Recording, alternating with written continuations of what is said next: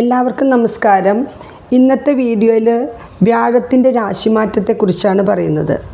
വ്യാഴം മിഥുന രാശിയിൽ നിന്നും കർക്കിടക രാശിയിലേക്ക് മാറുന്നത് ഒരുപാട് രാശിക്കാർക്കും നക്ഷത്രക്കാർക്കും ഗുണകരമാണ്.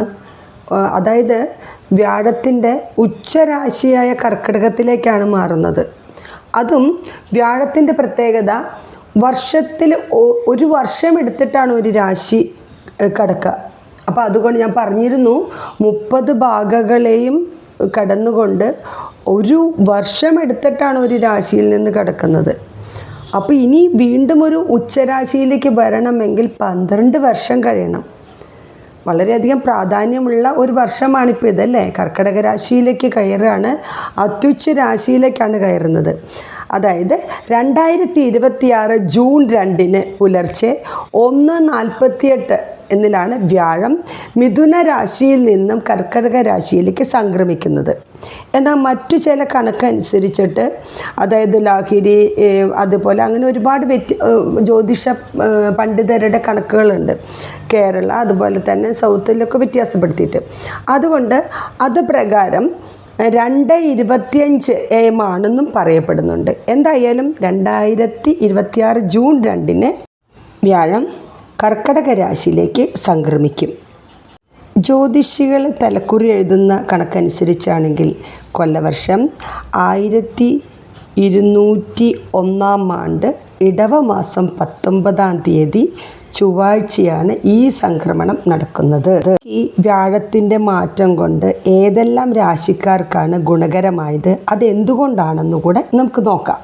ആദ്യമായി 1-ാം രാശിയായ മേടത്തിനെ തന്നെ നമുക്ക് നോക്കാം. ഇന്നലെ പറഞ്ഞ പോലെ മേടത്തിൽ ഏതെല്ലാം രാശി നക്ഷത്രങ്ങളുണ്ടെന്ന് നിങ്ങൾക്കറിയാം. അശ്വതി, ഭരണി, കാർത്തിക, കാല. അതുകൊണ്ടാണിത് 2.25 നക്ഷത്രമാണ് ഒരു രാശിയിൽ ഉള്ളത്. മേടം രാശിയുടെ 4-ാം ഭാവത്തിൽ അഥവാ കർക്കിടകത്തിലാണ് വ്യാഴം നിൽക്കുന്നത്. 4-ാം ഭാവത്തിൻ്റെ പ്രത്യേകത എന്താണ്? കുടുംബം, വീട്, അമ്മാവൻ തുടങ്ങിയതായിട്ടുള്ള കുറച്ച് കാര്യങ്ങളാണ്. അപ്പോൾ വീട് സൗകര്യങ്ങൾ എല്ലാം തന്നെ വീടില്ലാത്തവർക്ക് വീടുണ്ടാവുക, അങ്ങനെ ഒരുപാട് മാറ്റങ്ങൾ ഉണ്ടാകാൻ സാധ്യത. വീടുള്ളവർക്ക് വീട് പുതുക്കിപ്പണിയാം. ഗൃഹത്തിൽ സമാധാനവും ഐശ്വര്യവും ഐക്യവും നിലനിർത്താനായിട്ട് സാധിക്കുമെന്നുള്ളതാണ് ഇതിൻ്റെ പ്രത്യേകത. അത് കരിയർ പ്രകാരമാക്കുകയാണെങ്കിൽ അഥവാ ജോലി സംബന്ധമായിട്ടാണെങ്കിൽ സ്ഥാനക്കയറ്റം ഉണ്ടാവുക. സമാധാനവും സമ്പത്തും ഉണ്ടാവണമെങ്കിൽ ജോലി കയറ്റമൊക്കെ ഉണ്ടാകണ്ടേ. വരുമാനത്തിൽ വർധനവുണ്ടാവുക. ബിസിനസ് ആണെങ്കിൽ അവിടെ ഒരുപാട് ഗുണകരമാവുക. കുടുംബമാണെങ്കിൽ അച്ഛനിൽ നിന്നും അമ്മയിൽ നിന്നും, പ്രത്യേകിച്ച് അമ്മയിൽ നിന്നും ബന്ധുക്കളിൽ നിന്നും അഭിപ്രായ വ്യത്യാസങ്ങളുണ്ടെങ്കിൽ അതെല്ലാം പരിഹരിക്കപ്പെടുക. ഇതെല്ലാമാണ് നമുക്ക് മേടക്കൂറുകാർക്ക് പറയാനുള്ളത്. പക്ഷേ ഈ രാശിക്കാർക്ക് ചില ദോഷങ്ങളും കൊണ്ട് പറയാനുണ്ട്. ഒരുപാട് സമ്മർദ്ദത്തിന് സാധ്യതയുണ്ട്. തീരുമാനമെടുക്കുന്ന സമയത്ത് നന്നായിട്ടൊന്ന് ശ്രദ്ധിച്ചിട്ട് വേണം തീരുമാനങ്ങൾ എടുക്കാനായിട്ട്. അമ്മയ്ക്ക്, അതായത് 4-ലാണല്ലോ, അമ്മയ്ക്ക് ചെറിയ ആരോഗ്യ പ്രശ്നം ഉണ്ടാവും, കുറച്ച് പണം ചിലവാകും. അങ്ങനെ ചെറിയ ചെറിയ പ്രശ്നങ്ങളൊക്കെ ഉണ്ടാവാനുള്ള സാധ്യതയുണ്ട്.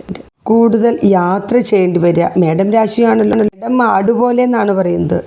കാടും മേടും ഒക്കെ യാത്ര ചെയ്യുക എന്നാണ് പറയുക. മേടം രാശിയുടെ 4-ൽ വ്യാഴം നിൽക്കുന്നത് കൊണ്ട് താമസ സ്ഥലം മാറാനും, വാടകയ്ക്കൊക്കെ താമസിക്കുന്നവരാണെങ്കിൽ അത് മറ്റൊരു ഗൃഹം തേടേണ്ടി വരും. എന്തായാലും വ്യാഴപ്രീതിക്കായി നമ്മൾ എന്താ ചെയ്യാറുള്ളത്? സഹസ്രനാമം ചെല്ലാറുണ്ട്, മഹാവിഷ്ണുവിൻ്റെ ക്ഷേത്രത്തിൽ പോകാറുണ്ട്. അതുപോലെ മറ്റു ചില വഴിപാടുകളെ കുറിച്ചിട്ട് നിങ്ങൾക്കറിയാം. ആരോടും വഴിപാടുകളെ കുറിച്ചിട്ടോ മറ്റുള്ള ആചാരങ്ങളെക്കുറിച്ചോ പറയാറില്ല. കാരണം അതിലുപരിയായി നിങ്ങൾക്ക് ചെയ്യാവുന്നത് അന്നദാനമാണ്. വീട്ടിൽ നിന്ന് ഒരു പിടി അരിയെടുത്ത് പക്ഷിമൃഗാദികൾക്കായി കൊടുക്കുക. എല്ലാ ദോഷങ്ങളും തീരും. വ്യാഴം മാറുന്ന ജൂൺ 2 മുമ്പ് തന്നെ ഞാൻ ഓരോ രാശിക്കാരുടെയും വിവരങ്ങൾ ഇതിൽ ഇടുന്നതാണ്. ഇപ്പോൾ നന്ദി, ഒരുപാട് നന്ദി.